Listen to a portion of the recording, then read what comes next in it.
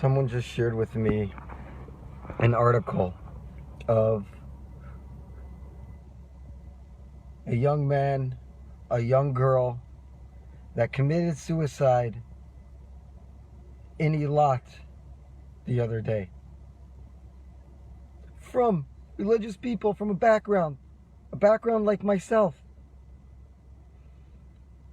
They found the suicide note. They found the suicide note in the hotel room next to them. But why am I bringing this up to you? I'm bringing this up to you because a few months ago, this young man posted on his Facebook the following: "You ruined my life. Me and many other children were hurt. You forever put out the light of what I could have been."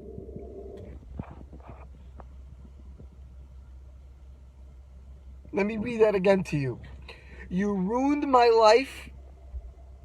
Me and many other children were hurt. And you forever put out the light of what I could have been." This young man and possibly this young woman were sexually abused as children.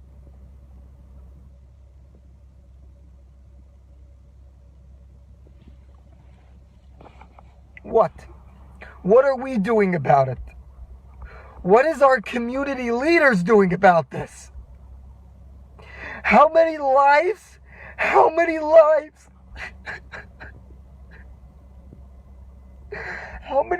have to be taken? How many lives have to be destroyed?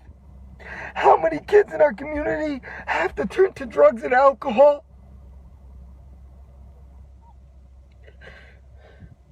How many have to have dysfunctional marriages because they never got the help that they need?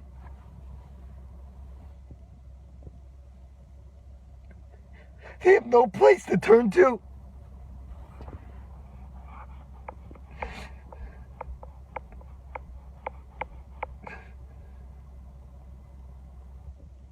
And what is our leaders in our communities doing about it? What is the Chabad leaders doing about it? What is the Satmar leaders doing about it? What is the Litvisha leaders doing about it? What is the Yeshiva world leaders doing about this? They make speeches. Oh, we're facing this. We're dealing with it. We have professionals. I'm speaking to the victim of the case in Monticello where this rabbi abused a kid, and the whole community went against this kid and their family. They found out it's not true. Leaders in the Los Angeles community, no, this case is not true. Oh, the family is full of lies. No, I'm speaking to the 17-year-old boy, this boy Avram. And he's telling the truth. I'm a victim. He's a victim. And I can tell when someone's lying to me. And maybe he wants to end his life too. And whose fault will that be? The blood is not just on the abusers of any child, any teenager, any person that takes their life. And so many I know have took their life, and it just hasn't been reported that they were abused in our communities. The leaders are at fault because you have done nothing, absolutely nothing for years and years and years. Being religious is being a good person. Loving and caring for your fellow Jew, for your fellow person. Standing up for what's right. Standing up for our children.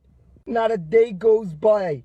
I was just talking to our director in our office in Israel. She's like, "Meyer, not an hour goes by without not another call with a victim. Not a day goes by without a new case. Every single day, JCW is getting a new case of victims coming forward. We can't even handle our caseload. We have hundreds of abusers we need to go after. And we will. There are victims that are upset at me, that are upset at JCW because we didn't get their abusers yet. And I promise you, don't be upset. Don't be angry. There will be justice for you. And hold on. Hold on. If you want to do something to yourself, reach out. Reach out. Don't let it eat it up inside you. As soon as these thoughts start coming to you, call up the suicide prevention hotline. Call up JCW. Call up Safe Horizon. Call up an organization that will help you. Be connected with other survivors, their support groups. Please. I know what the pain is. And I'm here to stand with you, to empower you, to love you. JCW is here to empower you and love you. We will do everything to protect you. And if you attack victims, we will come after you. Because according to statistics, 1 in 3 to 1 in 4 girls, 1 in 5 to 1 in 6 boys will be sexually abused before they turn 18. Where does everybody in our community go to? They go to our community leaders. So yes, Rabbanim, you might call me an anti-Semite. I'm trying to destroy the Jewish community. But no, I'm not. I am trying to fix the mistakes that you made. Enough talking. Action. We need action now. I'm sorry for my rant. I am angry. I am upset. I am hurt. And all I wish for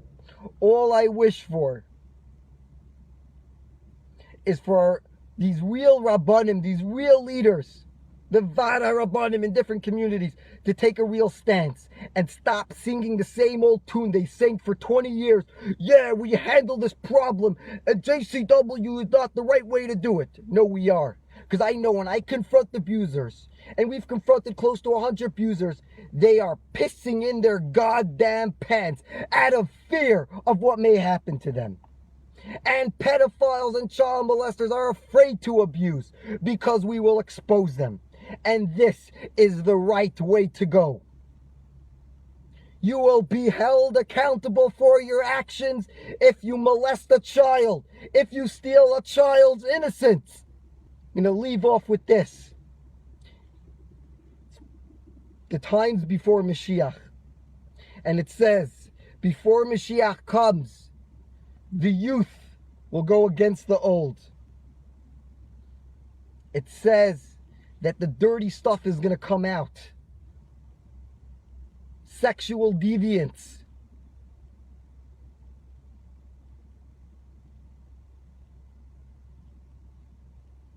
The nation before Mashiach comes is going to be a nation of pigs. And that's what we are. We're a nation of pigs. You have Mendel Tevel walking around Crown Heights as if everything's okay, and this guy was convicted of giving oral sex, for having a boy have oral sex on him and almost a dozen other victims, and this guy's walking around in 770 and he's getting honors and people are shaking his hand and talking on him. Shame on the Chabad community. Shame on everybody in Crown Heights that allows Yossi Reitzis, Yitzi Hecht, and all these child molesters to walk around scot-free. Shame on the Satmar community. Shame on you. You're not real Hasidim. You are not. To go against the Weberman victim after this guy did horrific things. Do you know what it means to be a victim? Think about your worst, darkest, deepest secret. Your trauma that happened in your life. Everybody goes through something. Now imagine that and take it 100 times. Times it by 100. That's not even close to what it means to be a victim. Enough pain, enough suffering, enough shame, enough guilt. We are done. We will not tolerate this. We will not allow this any longer.